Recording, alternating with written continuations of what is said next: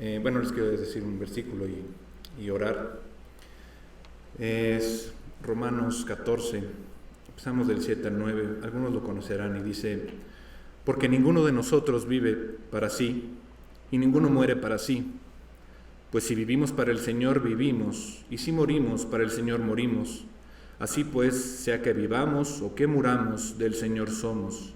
Porque Cristo para esto murió y resucitó, y volvió a vivir, para ser Señor así de los muertos como de los que viven. Vamos a orar. Señor, te pedimos que nuestros corazones sean abiertos de par en par y que todo pensamiento contrario a ti desaparezca. Te pedimos que nos des fortaleza y despiertes nuestro corazón. Haz que todo desaparezca y deja a tu Hijo como en el monte alto, donde fue la transfiguración. Sea Él el único que aparezca ante nosotros. Te pedimos, Señor, que haya una sensación de tu presencia, de tu cercanía, como si nos hablaras a nuestro oído. Anhelamos escucharte esta mañana, Señor, y venimos con humildad y te pedimos que sigas dando valentía para seguir hablando de ti con el sentido de tu esperanza eterna. Y te pedimos especialmente por la familia López de Nava Velasco, que la fortalezcas y la guíes, y damos gracias por la vida de tu hija, Pati López, y la misión que cumpliste en ella en la tierra, Señor. Te damos todo a ti y te lo pedimos en el nombre de Jesús, nuestro Señor Jesús. Amén.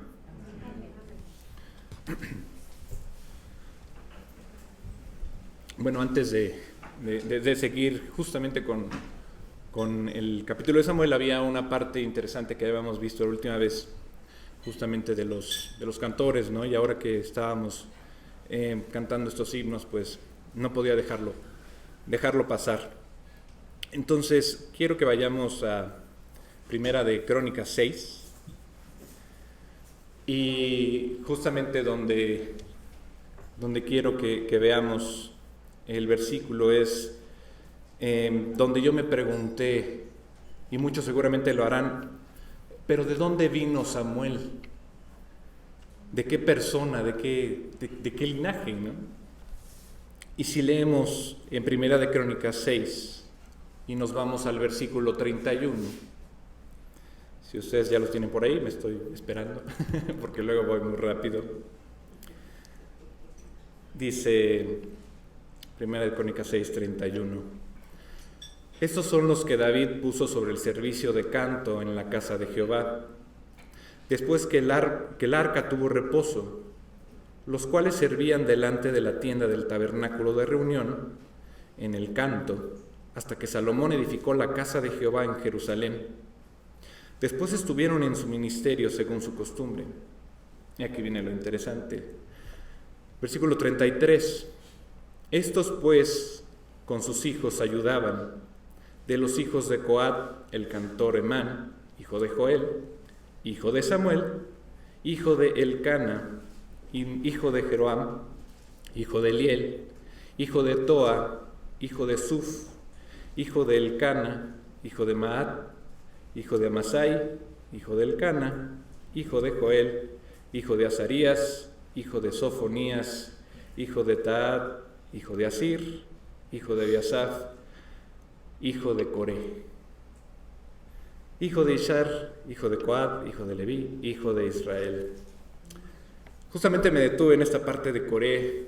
¿Alguien se acuerda de Coré? Fue un personaje muy interesante. Y quiero irme también a un versículo en Números. Es Números 26, 11, que dice: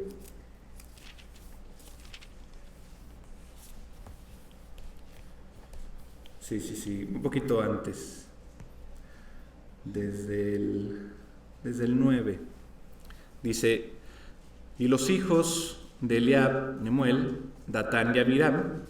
Estos Datán y Abiram fueron los del consejo de la congregación que se rebelaron contra Moisés y Aarón con el grupo de Coré, cuando se rebelaron contra Jehová. Y el 10 dice: y la tierra abrió su boca y los tragó a ellos y a Coré, cuando aquel grupo murió, cuando consumió el fuego a 250 varones para servir de escarmiento. Y el 11 dice: mas los hijos de Coré no murieron. Aquí es muy, muy interesante porque si leímos bien y vamos en orden cronológico en esta parte, para que podamos identificar de forma ascendente desde el cantor y director Emán, y leemos hasta Coré. ¿Quién es Coré? ¿Qué hizo Coré? Bueno, ya lo leímos, ¿no? Fue este infame que por rebelarse contra Dios, contra la figura de Moisés y su autoridad, pues Dios lo tuvo que tragar junto con otros varones. Y luego como condena, pues justamente casi todos ellos, todos estos que se rebelaron murieron, ¿no? Pero a pesar de eso, Dios escogió por su gracia que de ese pueblo rebelde se levantara un profeta, Samuel. Dios es extremadamente misericordioso. Y entonces vemos aquí que a pesar del fracaso de Joel, el hijo de Samuel, hay un hombre de Dios llamado Emán, ¿no? Lo habíamos visto. Y te voy a decir algo, no importa de dónde vienes, si has experimentado el dolor, la traición, la falta del ejemplo, la falta de la educación, o la falta de tu padre o tu madre, como lo veíamos la vez pasada. No te dejes atrapar por el maligno y su mundo y pensar que estás muy mal. Me imagino justamente a los hijos de Coré diciéndole: papá, yo siento que estás mal, yo sé que estás mal, me lo dice el corazón, me lo dice Dios, me lo dice mi conciencia. Por favor, detente. Y Coré seguía y seguía y seguía, ¿no? Ellos decidieron creerle a Dios. Los hijos de Coré decidieron seguirle a Dios. Imagínense con su esposa y con sus hijos, ¿no? Diciendo: no, Moisés está mal, Aarón está mal. Entonces nosotros tenemos que hacer algo, ¿no? Y ya se imaginan las palabras, ¿no?, de cualquier revolucionario ahí. Josué, Moisés es autoritario, ¿no? Tenemos que hacer algo. Casi se ponía a votar ahí con todos para que él saliera electo, ¿no? Y eso lo vemos todos los días en la política, sobre todo ahora, un año antes de elecciones aquí en Estados Unidos. Pero los hijos de Coré decidieron creerle a Dios. Imagínense en el momento en que los tragaba la tierra. ¿En dónde estaban los hijos? Pues seguramente al lado de sus padres, ¿no? Pese a todo, tú amas a tus padres. Pero como lo decía Samuel, ¿no? Los amo, hijos, pero también amo más a Dios que a ustedes, y por eso los corrió. Lo mismo con Coré. Los hijos de Coré seguramente le dijeron a sus padres: te amamos, de verdad te amamos, pero amamos más a Dios. Y seguramente se cambiaron del otro lado en el momento en el que Dios tuvo que mandar a tragarlos por la tierra. También se vale. Los padres también tienen su decisión propia y los hijos también tienen su conciencia. Y han visto toda la palabra de Dios ahí. Y si no lo ven en su palabra, lo ven en la creación, lo ven en sus mismos corazones, en su misma conciencia. Pero ahora sí, llegamos justamente al versículo 4 de 1 Samuel 8. Y quiero que vayamos a leerlo. Y dice: entonces todos los ancianos de Israel se juntaron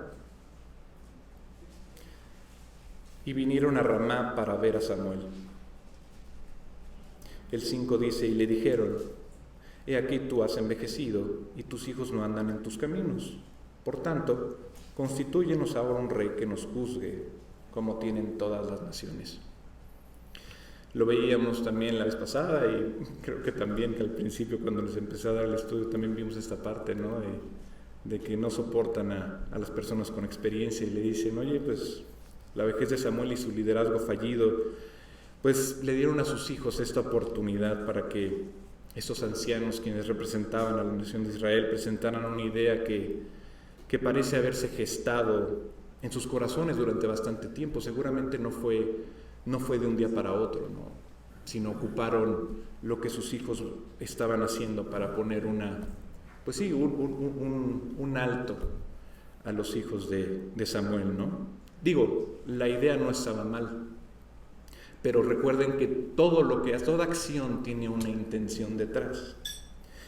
Y esta era la idea. Querían en realidad un cambio de gobierno. Ellos deseaban que viniera un cambio por primera vez. Bueno, no era la primera vez, lo veíamos antes, pero sí, esto prueba que el pueblo quería algo diferente, ¿no?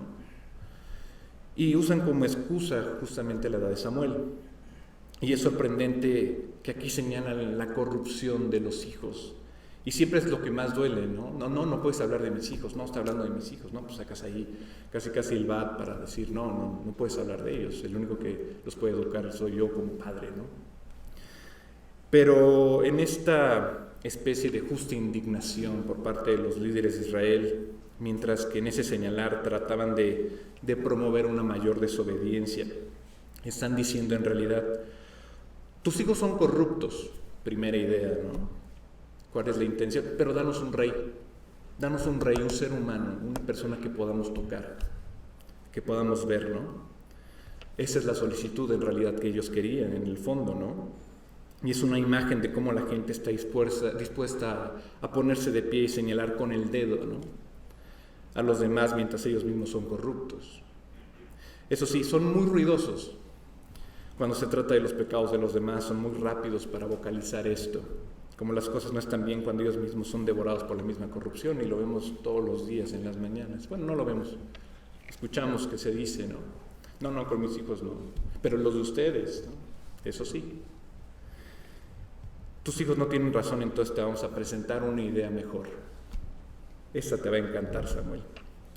Eso en realidad no está bien. Pero ¿cómo habría sido justa su oposición? En la posición de Samuel, pues sí lo veía válido por el respecto a sus hijos, ¿no? Pero tal vez era mejor decir, tus hijos no tienen razón, mejor quítalos, ¿no? Bueno, ahí hubiera estado bien la idea. Pero no, ellos usaron como excusa, tus hijos no tienen razón, danos un rey de carne y hueso. Ahora ustedes saben esto, ¿quién es el rey de Israel hasta este momento? Bueno, desde antes y hasta ahora. Pregúntenselo ustedes, y yo sé que ya saben la respuesta. Y sí, Dios es y seguirá siendo el Dios de Israel. Y esto es importante de entender porque esta no es la primera vez que Israel solicita un rey. Ahora, ponte a hacer memoria y piensa en la primera vez que vemos al pueblo pidiéndole a Dios un rey ser humano, un rey hombre, un rey de carne y hueso. Si alguno lo sabe, ténganlo ahí presente. Si alguien lo recuerda también, me encantaría que alguien me lo dijera. Y si no lo tienen por ahí, les voy a dar una pista. ¿Cuándo fue la primera vez que lo vemos grabado donde Israel dijo, queremos un rey? Estamos en Samuel y antes estaba el libro de Jueces, ¿no? Algunos ya lo están pensando, algunos ya lo saben. Y para algunos es muy obvio, ¿no? Pero quiero pedirles a ustedes que abran sus Biblias justamente en esa parte para que se nos pueda quedar en la mente. Ya saben que yo soy como mucho de repetición y repito mucho las cosas, pero justamente es para que se nos quede, ¿no? Si pueden, vayan a Jueces, al capítulo 8. Y van a ver aquí, que es donde vemos la primera vez donde Israel requiere, o más bien solicita, un rey. Si están en Jueces, en el capítulo 8, váyanse al versículo 22.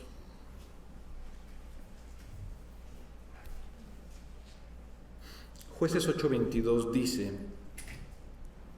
y los israelitas dijeron a Gedeón, sé nuestro rey, tú y tu hijo y tu nieto, pues que nos has librado de mano de Madián. El 23 dice, mas Gedeón respondió, no seré señor sobre vosotros, ni mi hijo os señoreará. Jehová señoreará sobre vosotros. Entonces, si recordamos, los jueces no eran como los reyes, ¿no? Dios era el rey. Sin embargo, los jueces sí operaban hasta cierto punto, pues como la autoridad, ¿no? Y el gobierno era el de ellos, era el de Dios, ¿no? Los jueces fueron levantados por Dios en momentos de crisis de Israel, y a través de los jueces Dios finalmente traía una liberación milagrosa para que él recibiera la gloria de todos modos, no el juez, no el hombre. Y en realidad los jueces no eran como los reyes, ¿no? Los reyes que conocemos y leemos justamente en la Biblia, ¿no? Y por ese tipo de petición implica que estaban pidiendo un rey de carne y hueso, y dijeron: queremos que tú seas el gobernante, le decían a Gedeón, ¿no? Y que tu hijo, y el hijo de tu hijo, y demás, ¿no? Tal cual la monarquía. Eso es lo que deseaban, este gobierno carnal. Pero Gedeón lo sabía muy bien, y él por esta respuesta estaba viendo aquí una ofensa, ¿no? por esta solicitud. Pero ustedes saben quién gobierna sobre todos, pero parece ser que ellos no lo sabían, ¿no? Casi Gedeón les decía: ¿por qué me piden que lo haga? ¿Por qué me piden que yo sea gobernante, no? Y por eso cuando vuelves aquí a la parte de Samuel, pues ves el mismo ejemplo, que le piden rey. Y Samuel está muy desilusionado, no solamente por sus hijos, sino por esta intención, esta segunda intención que tienen los líderes de Israel. Porque este papel se va a transmitir de generación a otra, siempre queriendo ser como el hombre, queriendo ser como las demás naciones. De hecho, sacaría a Dios del trono en sus mentes para que puedan tener un rey humano. Pero aquí está mi pregunta de esta mañana: ¿por qué querrían esto? Es decir, ¿por qué quieren un rey que puedan ver y tocar? Si en el sentido general querían ser como las demás naciones, de todas formas, pues Dios estaba ahí, pero ¿por qué querían a alguien que pudieran ver y tocar, ¿no? Ahora, eso es lo que dijeron, y esa es una razón peligrosa por la que los motivó a tener un rey, ¿no? Y querer ser como el mundo, que es una idea terrible. Compararse con el mundo en lugar de pedirle a Dios que nos haga como Él, ¿no? Pero también es una cuestión de que les faltaba algo, tenían un vacío, ¿no? Si leemos 1 Samuel 8 y miramos los versículos 19 y 20, dice: pero el pueblo no quiso oír la voz de Samuel y dijo: no, sino que habrá rey sobre nosotros. El 20 dice: y nosotros seremos también como todas las naciones, y nuestro rey nos gobernará, y saldrá delante de nosotros, y hará nuestras guerras. Entonces les decía: ¿por qué querrían esto? ¿Por qué querrían Israel un rey que fuera de carne y hueso? Entonces ellos lo ven así, ¿no? Dicen: no, que Él nos gobierne, pero que salga delante de nosotros y haga nuestras guerras, ¿no? Como que les dio pereza, decía, o miedo, ¿no? También nosotros ya no queremos luchar, mejor que salga Él, ¿no? Pero no estaba Dios haciendo eso, no estaba Dios peleando sus batallas, peleando sus guerras. Es decir, lo que creo que está sucediendo con Israel es esto, que querían un rey, pero que querían justamente verlo, ¿no? Y que estuviera presente, que estuviera a la vista. Y alguien que pudiera darles una sensación más garantizada de seguridad, más garantizada de protección, ¿no? Pues se acuerdan cuando Moisés sube a hablar con Dios y le da las tablas, y abajo ya Aarón había hecho el dios ajeno hecho de oro, ¿no? O sea, ¿por qué? Porque estaba desesperado el pueblo por ver algo.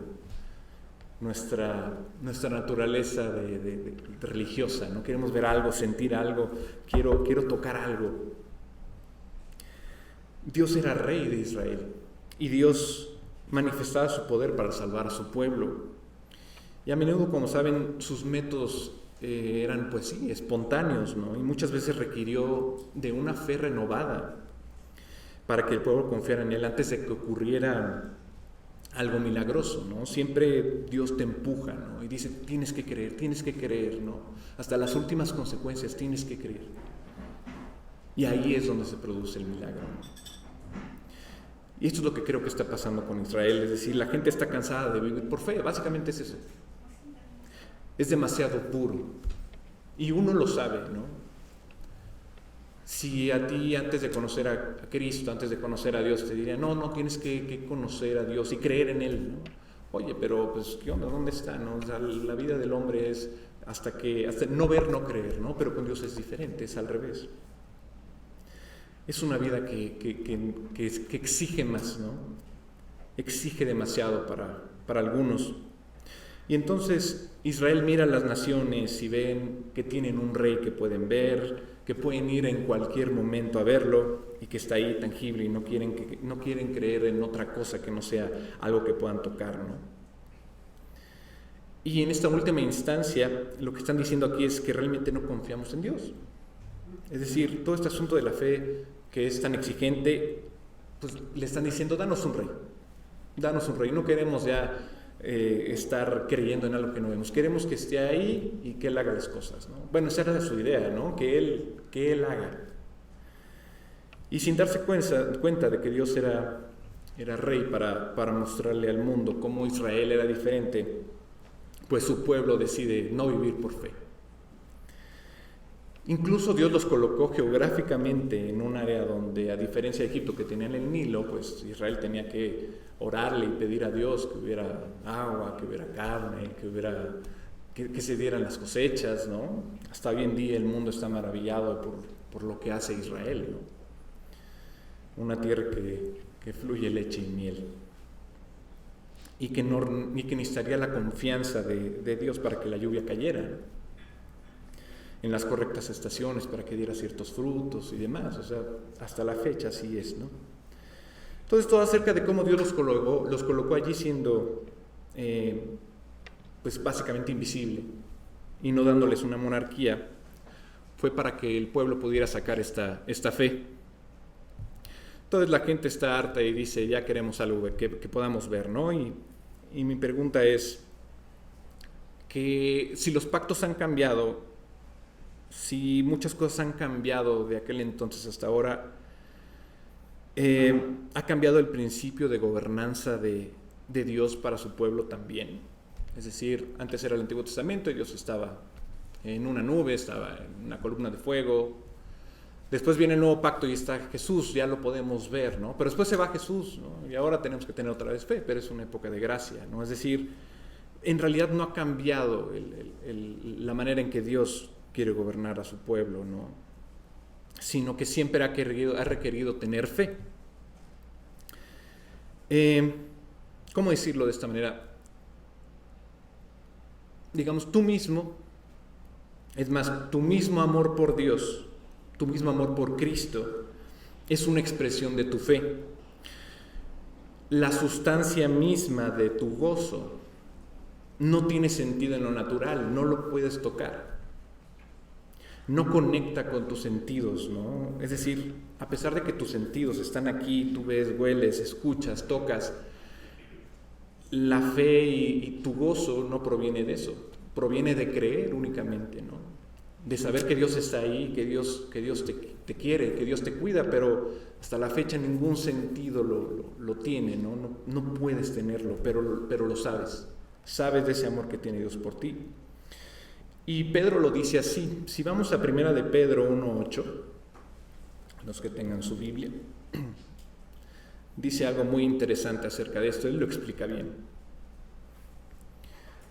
Dice 1 de Pedro 1:8: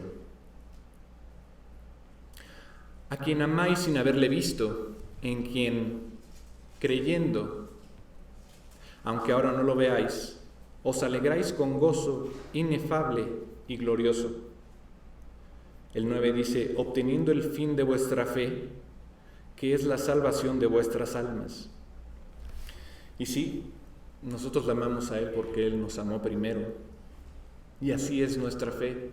Y así es el gozo que te da. No se puede explicar. Entonces, aunque no lo has visto, pues tú lo amas, ¿no? No lo ves con los ojos, no lo abrazas todas las mañanas. No aparece en tu habitación y te dice las instrucciones que tienes que llevar ese día. De todas formas no las cumpliríamos, ¿no? Pero tampoco lo puedes observar con tus sentidos. Pero ¿cómo lo amas? ¿Cómo amas a alguien que nunca has visto antes? Va más allá de eso. Y justamente las madres saben de esto, ¿no? Ana, la mamá de Samuel, sabía de esto. Ya amaba a su hijo antes de nacer. Tengo una amiga que justamente tuvo una experiencia con su familia difícil, fuerte, en donde una de sus familiares iba a tener a luz a su hijo, bueno, a su hija, pero por cuestiones, ahora sí, divinas que Dios permite, ella nació ya muerta. Y todo el dolor que se genera ahí, bueno, pues es inimaginable, ¿no? Pero todo tiene un propósito. Dios lo hizo por un propósito y seguramente ellos todavía no lo conocen, pero lo van a hacer. Dios es muy misericordioso, Dios es bueno. Pero este punto es que las madres ya aman a sus hijos desde antes de nacer, ¿no? Entonces, es por fe. Pero el mundo te dice, no, involucra tus sentidos para alcanzar y lograr la felicidad. Hay algunas sustancias que mejoran tus sentidos, ¿verdad? Justamente hablando ayer con una amiga y viendo que sus hijos todavía son pequeños y los puede controlar, ella decía, no, pues ahorita pues el mayor tiene 10, ¿no? Ya después pues va a ser muy complicado controlarlos, sobre todo por las tablets, los teléfonos, los amigos, ¿no? Y decía que pues obviamente antes era, oye, pues a los hijos, ¿no? Si tomaban algo, alguna sustancia, pues se quedaba el olor, ¿no? En el aliento y demás, pero hoy no.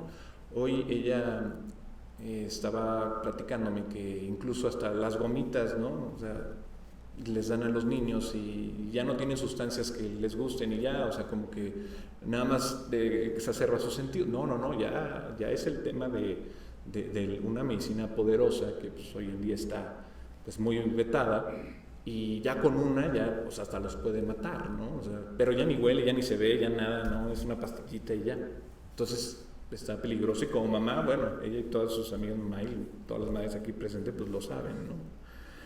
Entonces el mundo hace esto, ¿no? Hace que tus sentidos, tu gusto, tu olfato, tu vista, tu oído, incluso hace que un cierto sentimiento, porque tu corazón late demasiado, se vuelva todo tangible, ¿no? Prefieren eso que platicar y creer en Dios, ¿no? Y bueno, aquí estamos como cristianos, en donde tenemos un gozo que no tiene un lenguaje para describirse, ¿no? Aparentemente, un gozo que te da Dios por medio de la fe. Y estás creyendo por algo que en realidad no ha sucedido, ¿no? Es decir, nuestra fuente de alegría es porque no tenemos tal vez el carro del año, tal vez una casa propia, no es porque tengamos incluso ropa o zapatos, digo gracias a Dios porque tenemos un lugar donde dormir, pero no es eso lo que nos da felicidad, no es eso lo que nos da gozo, sino la fuente de gozo es inexpresable en la fe, es una promesa de Dios en donde no te va a faltar nada, ni ahora ni después, es en lo que va por venir, ¿no? Y justamente nosotros no somos diferentes a los israelitas en ese tiempo, porque al igual que los israelitas en aquel entonces, y bueno, hasta nuestros días hay muchos cristianos que se cansan de vivir de la fe. Y es duro saberlo, ¿no? Porque no es fácil tal vez para algunos después de tal vez muchas pruebas, pero algunos se cansan, los más fieles siguen, pero muchos pues no. Justamente veía en estos días a varios y cuando los conocí se decían cristianos y ahora no, pues no mencionan ni siquiera a Dios, ¿no? Pero Dios dijo que no sería fácil, ¿no? Pero valdría la pena. Dice justamente el versículo 9, ¿no? Que veíamos, dice, obteniendo el fin de vuestra fe, que es la salvación de vuestras almas. Y esto es lo que veo aquí. Veo un pueblo que no quiere vivir con fe, pero quiere vivir por vista. Y el desafío que creo que nos pone este capítulo es que estos israelitas se aburrieron de tener fe. Y justamente a nosotros también, pues muchas veces van a venir estas tentaciones de aburrirnos, ¿no? Es decir, como lo que veíamos, ¿no? No hay muchos cristianos que tal vez se dicen comprometidos con la palabra, con Dios, con su iglesia, con su familia, de platicarles de Dios, pero en realidad no, en realidad están aburridos y viven como viene la vida, ¿no? Tú tómala como viene y ya nada más como barco, ¿no? Así más o menos surcando, ¿no?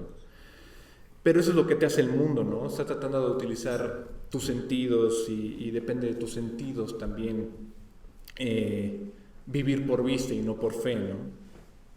Es decir, ¿a qué me refiero con la vista y no por fe? ¿No? Hay tantas iglesias hoy en día que de repente llegan los destellos, los resplandores, los reflectores, o las cosas que aparecen incluso en tu teléfono, ¿no? Las notificaciones que veíamos alguna vez. Es decir, no hace falta mucho para distraerlos, ¿no? Sobre todo si están en luces y demás, bueno, pues vas por las luces. Miguel nos decía en los estudios que de repente pues veías a muchas iglesias, ¿no? Como ya sabes, que el canto y la película y, oigan, pues trajimos tales cosas y pues el pan, ¿no? Yo me acuerdo del pan, ese era buenísimo, ¿no? Después de los estudios, no es que esté malo comer pan, nada más háganlo con medida, pero me refiero justamente a eso, como ser el protagonista de las cosas, ¿no? Y no hace falta ser el protagonista, ¿no? En realidad nada más nos quiere distraer la vida, nos quiere distraer el diablo, ¿no? Y somos como un pez en el agua que de repente llega un gusano así en la caña y luego, ¿no? Si es destelloso, así, si es brillante, si tiene colores, luego, ¿no? Entonces, de inmediato pues nos enganchamos, ¿no? Si es así, ¿no? El hombre es así, ¿no? Quiere estar así, con luces, colores, música, ¿no? Y por eso hoy estamos obligados a ser personas que le digan a Dios, Señor, quiero saber en realidad ¿de qué habla Primera de Pedro? Lo que vimos ahorita. ¿De qué habla en el versículo 8 en realidad? Quiero saber ese amor por ti, quiero conocerlo. Y aunque no te veo, quiero conocerte más. Quiero saber cómo es ese amor, ese gozo inexpresable. Y no el gozo expresable, sino el que no puedes definir. Si te pregunto, oye, ¿cómo estuvo tu comida de la semana pasada que comiste con tus amigas o tu familia o esta comida en particular que tenías agendada, ¿no? Seguramente tú me vas a decir, no, pues el platillo estuvo genial, el guisado, no, bueno, perfecto, ¿no? La plática estuvo increíble, de hecho le puse un poquito de sal, no sé, ¿no? Seguramente lo recuerdas, ¿no? Puedes describirlo, pero bueno, el amor de Dios es inexpresable, no es fácil decirlo con palabras, ¿no? Y justamente ahora que a mí me toca, de repente me dan la oportunidad de compartirles un mensaje, es así, ¿no? Uno tiene tantas ideas que quiere expresar y dice, es que lo único que va a hacer esto que le llegue a las personas es que Dios esté ahí, porque en realidad es difícil expresarlo. ¿Cómo dices a la gente, oye, yo creo en Dios, en algo que no veo y que sé que cuando yo muera, pues Dios va a estar ahí también abrazándome en su reino, ¿no? Pues, ¿cómo le dices, no? Entonces,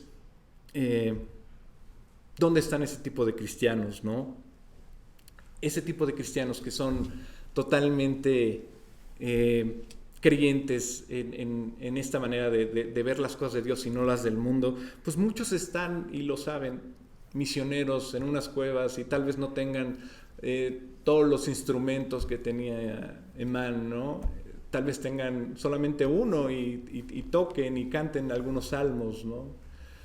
Pero están escondidos, esperando que Dios les dé la oportunidad y abrir las puertas justamente en algunos gobiernos donde no esperan que Dios sea el rey. Y seguramente conoces a algunos de los que te voy a mencionar, ¿no? Hay uno que se llama David Brainerd, y este fue un misionero que tradujo y llevó las palabras de Jesús a los nativos americanos de Nueva Jersey, pero en su propio idioma, ¿no? Y él murió por allá de 1747, pero su fe y su apasionada búsqueda de la santidad de Dios inspiró a innumerables misioneros, ¿no? Algunos son William Carey, Adoniram Hudson, Jim Elliot.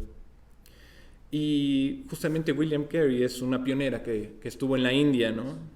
y le llaman padre de los misioneros modernos allá, ¿no? Y él lo que hacía era, fue el primer misionero en la India y el primer predicador bautista que creyó en la gran comisión de Mateo, donde dice: y Jesús se acercó y les habló diciendo: todo potestad me es dada del cielo y la tierra, por tanto id a ser discípulos, ¿no? Entonces él lo creyó y pues se fue a la India, ¿no? Justamente Adoniram y Ian Hudson fueron también pioneros, ¿no? Y estos fueron enviados también a Birmania, y lo que hoy en día es Myanmar, que bueno, tiene muchos problemas también bélicos, ¿no? Y ellos trabajaron justamente en la traducción de la Biblia en Birmania, ¿no? Para podérselos explicar, ¿no? Anne es conocida como la madre de las misiones de allá, y luchó para sacar a su marido de la cárcel y iba a todos los tribunales del gobierno, ¿no? Tratando de hablarles de Dios, ¿no? También uno que conocen, que nos ha platicado también Alex, es David Livingstone, ¿no? Que era justamente este misionero abolicionista y explorador de África, ¿no? Y él no le gustaba justamente toda este comercio de esclavos, ¿no? Estaba contra ellos, obviamente, y su posición contra el gobierno, bueno, pues sí, lo perseguían, ¿no? Otro que también seguramente lo conocen en algunas películas es John Patton, ¿no? Que trabajaba entre caníbales, ¿no? Su vida estaba llena de pruebas todos los días, ya que su primera esposa y su hijo murieron poco después de su llegada a una isla, y tuvo que huir tuvo que huir porque pues, los nativos lo querían matar también, ¿no? Pero pues él impactó mucho a Nueva Guinea, ¿no? Hudson Taylor es impresionante su misión en China, ¿no? Que justamente pues, pasó 51 años trabajando allá, ¿no? Donde millones de personas pudieron escuchar y ser obviamente inspirados por su vida, ¿no? Y bueno, hay muchos, ¿no? Que me encantaría decírselos, pero seguramente muchos te conocen. Alguno que sí me pareció muy interesante le llamaban el hermano Andrew, pero le llamaban el contrabandista de Dios. Ese es interesantísimo porque él justamente en la Guerra Fría le pusieron este apodo porque él le pedía a Dios y le decía: Señor, haz que los ojos que vean sean ciegos, para justamente pasar Biblias, hablar de Dios, ¿no? Entonces, estas personas, este tipo de misiones, dices, bueno, pues la verdad es que pues, mi misión, o sea, no es nada, ¿no? O sea, no se compara con la fe de estas personas, ¿no? Que no tenían nada más la fe. No necesitaban sentir nada, tenían la fe de algo que tenía que venir, de la misión que tenían que cumplir. Y no con esto digo que tu misión sea poca, ¿no? Al contrario, todas las oraciones que aquí se hacen y hacemos, oramos unos por otros, son enormes, ¿no? Son enormes. Esa es el arma más poderosa que Dios nos dio. Y es la más poderosa, donde Samuel oraba y le decía a Dios, ¿no? Moisés oraba y le decía a Dios. La oración es nuestra arma, ¿no? Después, si volvemos a 1 Samuel 8, en el versículo 7, dice: y el Señor le dijo a Samuel: obedece la voz del pueblo y todo lo que te digan, porque no te han rechazado a ti, sino que me han rechazado a mí para que no seas rey sobre ellos. Es decir, ya el mismo pueblo le estaba diciendo a Samuel que no lo quería, pero Dios le dijo: mira, no es contra ti, es contra mí, ¿no? Y si ven un poquito antes, en el versículo 6, dice: pero no agradó a Samuel esa palabra que dijeron: danos un rey que nos juzgue. Y Samuel oró a Jehová. Me encanta el reflejo que tuvo Samuel ahí, porque es decir, dijeron: no queremos que Dios sea nuestro rey. Y en realidad lo están atacando porque él era el juez, él era la representación con Dios, ¿no? Entonces este ataque con Dios lo representan con un ataque contra él como hombre. Pero ¿cuál es la respuesta, ¿no? de Samuel? Dijo: él va a Dios en oración, ¿no? Es decir, cuando a ti también te ataquen, te sientas atacado, mira, ve y ora a Dios, ¿no? Porque no es contra ti. Justamente Samuel, seguramente como cualquier hombre, ¿no? Era ser humano, ¿no? Estaba disgustado, estaba frustrado, pero este hombre está demostrando lo que aprendimos en el estudio anterior con Moisés y cómo era lo que les platico ahora, que era un hombre de oración y que iba a Dios siempre. Y aquí Samuel es lo suficientemente sensible para darse cuenta de que este es un llamado en su contra y en contra de Dios, y está diciendo, Dios te está rechazando, ¿no? Primero Samuel 7, ¿no? En el capítulo anterior, cuando lo vimos, es impactante porque justamente acababan de tener un milagro los israelitas, ¿no? ¿Se acuerdan que Samuel puso Ebenezer, ¿no? Esta piedra de ayuda de Dios, donde básicamente Dios les ayuda? Eso significa, ¿no? Hasta aquí nos ayudó Jehová, ¿no? Cuando quitaron los dioses de Astarot y subieron los filisteos con los israelitas y tuvieron temor, ¿no? Pero clamaron a Dios con Samuel y Dios los guardó y los defendió. ¿Cómo los defendió? Pues hubo truenos, ¿no? Tan grandes que los mismos filisteos tuvieron miedo, ¿no? Entonces huyeron atemorizados, y hasta que los hijos de Israel fueron y los vencieron, ¿no? Los fueron persiguiendo. Después de ver esto, después de ver que parecía que iba a haber una nueva fe en Israel, pues ve Samuel que no es cierto, que fue nada más ese momento, fue emocional. Y está tan frustrado seguramente, y Dios escucha su frustración cuando él ora, ¿no? Y Dios lo calma a Samuel y le dice, te das cuenta de que en realidad no te están rechazando a ti, sino que a mí al final lo están haciendo. Y esta mañana es lo que les quiero decir, que aquellos que son fieles en su testimonio por el Evangelio, aunque se sientan rechazados por compartir el Evangelio, y cuando compartes una verdad bíblica, incluso con un cristiano profesante, y eres ignorado por ellos, incluso despreciado, podría decirlo así, nunca olvides que no fue contra ti. Recuerda que fue contra Dios, que fue contra Cristo. Entonces está bien, síguelo haciendo, sigue buscando las oportunidades, sigue hablando de Dios. No lo olvides. Si vas a experimentar algún dolor, alguna vergüenza, alguna frustración con tus esfuerzos, que no sean tus esfuerzos, dáselos a Dios, entrégate a Dios para que lo haga, ¿no? Porque han despreciado al Señor de la gloria, ¿no? No a ti. Y Jesús dijo lo mismo.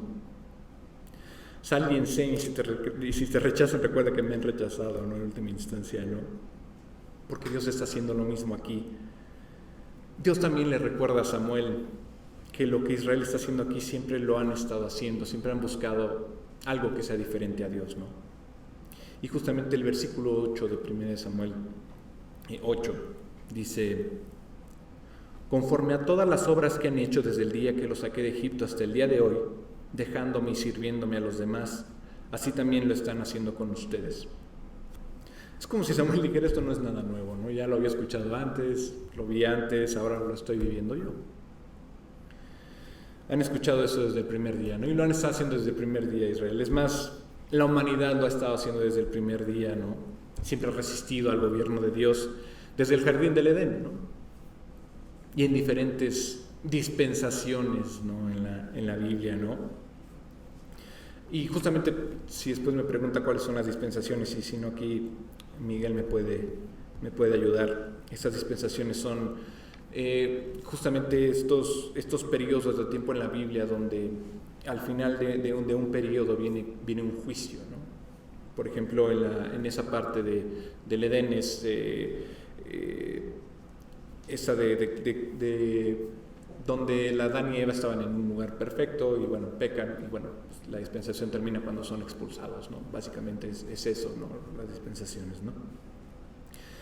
Entonces son estos diferentes momentos en la historia, pero tú y yo vemos ejemplo tras ejemplo, incluso semana tras semana cuando lo estudiamos con Miguel, donde Dios anhela ser el rey de su pueblo continuamente, pero continuamente le damos la espalda, ¿no? Y le damos la espalda, lo hablo así en plural, porque el corazón del ser humano, nuestro corazón es así, ¿no? Queremos darle la espalda a Dios, y ese rechazo de que Dios sea rey es un presagio de un mayor rechazo por venir. Juan 9:15. Juan 9:15 dice, este sí no me lo sé, dice: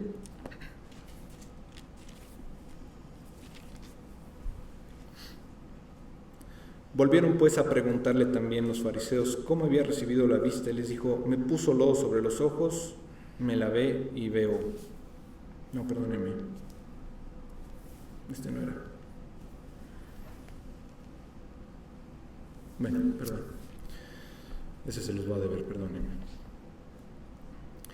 Y vemos de todas formas que Dios, Cristo fue rechazado incluso por los suyos, ¿no? Incluso sus mismos discípulos también huyeron, ¿no? Es normal, lo hemos visto siempre, ¿no? Pero no permitas que también pase contigo, ¿no? Ve con Dios igual que Samuel lo hizo y oró con él, ¿no? Las multitudes están pidiendo que en ese momento, cuando Jesús estaba siendo juzgado, ¿no? Que fuera repudiado, y están pidiendo finalmente que sea crucificado, ¿no? Y Pilato les dice: he de crucificar a vuestro ¿qué? A vuestro rey, ¿no? Pero el sumo sacerdote en ese momento dice: no tenemos más rey que César, ¿no? Imagínense, todo el tiempo Dios dice: yo quiero ser tu rey, yo quiero gobernar de ti. Pero siempre dice: no, nosotros no tenemos rey. Con Dios no queremos ver nada, ¿no? La naturaleza de la humanidad está empeñada en hacer que otras cosas sean reyes, en lugar de someterse al Rey de Reyes. ¿Por qué? Simplemente porque creen que hay un rey mejor que Jesús, que hay un rey mejor que Dios y que hay un mejor gobierno. Al someterse a otros dioses, a otros presidentes, a otros gobernantes, que someterse al mismo Dios, ¿no? Piensan que hay más libertad, que hay más provisión, que hay más seguridad, que hay más protección, que hay más éxito incluso al someterse a otros gobernantes que no sea Dios. Y obviamente siempre hay algo atractivo, ¿no? en las naciones que nos rodean, en las naciones que rodeaban a Israel, ¿no? Y bueno, en otro momento, desde Génesis hasta Apocalipsis, bueno, ustedes saben, los hombres siempre diciendo: no queremos a Dios. Pero Dios siempre va a ser fiel. Dios nos va a dar lo que en realidad queremos, ¿no? Porque nos dio un libre albedrío. Sin embargo, lo has escuchado muchas veces antes, pero eso es lo que pide en realidad Samuel que hagas. Y es justamente ese versículo 9, ¿no? Ahora pues, obedeced su voz, solamente les advertirá, solamente, y les mostrará los caminos del rey que reinará sobre ellos. Lo que dice aquí, le dice Dios a Samuel, es: mire, está bien, si quieren otro gobierno, está bien, pero soy tan buena onda, soy tan misericordioso, que me voy a abrir con ustedes y les voy a decir, ¿no? lo que va a pasar, pero no va a ser bueno. Pero Dios es misericordioso y no deja a Israel. Pero como querían un rey, se los da. Pero Dios le dice: bueno, adviérteles, ¿no? Lo que va a venir en camino. Entonces, si tú en un momento dado, o si no conoces a Dios, a los que escuchan, a los que ven este mensaje, si quieres un gobierno que no sea el de Dios, piénsalo, porque no vas a vivir con la paz o la tranquilidad que te promete. No vas a vivir con unas batallas que sean tuyas. Crees que otro las va a librar, pero no, las batallas van a seguir siendo tuyas. Es justamente esta mentira que te dice el diablo y el mundo, en donde tú puedes ir a cualquier lugar, pero él te dice: oye, pues yo te invito a cenar, pero al final te dice: oye, voy al baño, y ya no regresa, ¿no? Entonces tú tienes que pagar. No sé si les ha pasado, espero que no. Pero siempre así es el diablo, ¿no? Y todo lo que hace el mundo, ¿no? Te promete algo, una mentira, pero al final siempre tú terminas pagando el doble y al final el pago es la muerte. Aquí le quiero dejar, después seguiremos cómo Dios les concede lo que piden, advirtiéndoles, ¿no? Y conoceremos quién es el Rey de Israel. Gracias. Padre, pues te queremos agradecer mucho por la vida de Patti. Ahora ya no está con nosotros, pero sabemos que ella consagró y de acuerdo a lo que estaba en su mano, siempre estuvo dispuesta a participar de tu obra, Señor, porque la amaba. Te damos gracias porque sabemos que ella hizo tesoro en el cielo. Sabemos que tú no eres deudor de nadie. Y lo más importante es que ahora ya está en tu presencia, gozando de tu amor.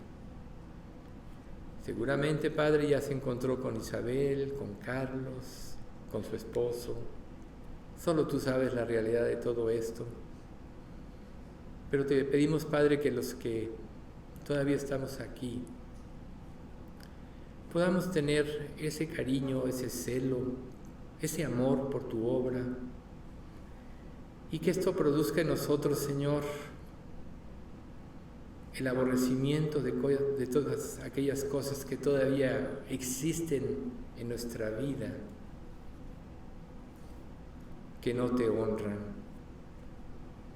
Te pedimos, Padre, que su ejemplo también deje una huella en cada uno de nosotros y nos dé el ánimo de querer la verdadera consagración. Te damos gracias, Padre, porque en general tenemos la libertad y la oportunidad de venir aquí a este estudio, pero te pedimos, Padre, que tú selles el corazón de cada uno para que se comprometa contigo, porque sabemos, Padre, que si tu pueblo se humilla, se arrepienten, como dice un pasaje en Números, y creen, tú les perdonarás sus pecados y los redimirás de toda angustia. Eso queremos, Padre, que perdones todas aquellas dilaciones que hemos tenido, aquella falta de compromiso, aquella falta de seguridad, esa falta de fe, Señor, y te pedimos que nos la otorgues, sobre todo ahora que vemos que nuestro tiempo en este mundo es limitado. Permítenos honrarte con nuestras vidas, Padre, como lo hizo Patti, y danos ese compromiso contigo, porque a ti es al que vamos a servir, a ti es al que vamos a dar cuenta. Ponemos en tus manos nuestra iglesia, la cual también amó mucho Patti, como dijimos, y te pedimos que nos des ese amor y ese compromiso a todos. Te pedimos esto en nombre de nuestro Señor Jesucristo. Amén.